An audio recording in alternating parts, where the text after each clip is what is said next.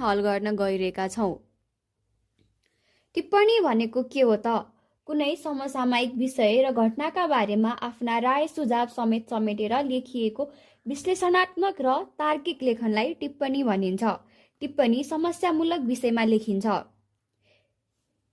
कुनै विषयले गर्दा समस्या निम्तिएको छ वा समस्या हुनेवाला छ जस्तो देखिन्छ भने त्यो विषयमा हामी टिप्पणी। यसमा आदि भनेको सुरु, मध्य र अन्त्य गरी 3वटा खण्डहरू रहन्छन्।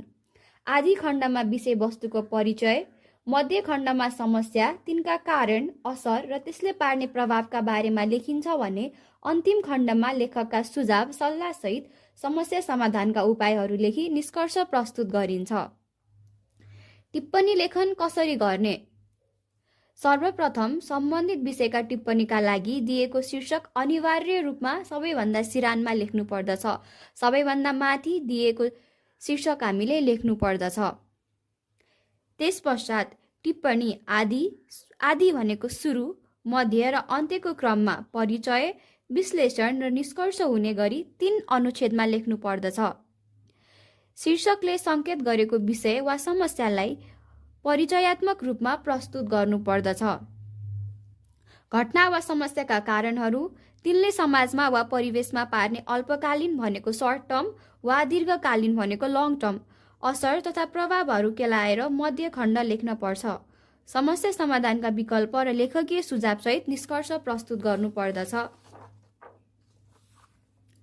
परिचय 3 देखि 5 वाक्य, विवरण 12 देखि 15 वाक्य र निष्कर्ष 3 देखि 5 वाक्यको हुनु उपयुक्त हुन्छ।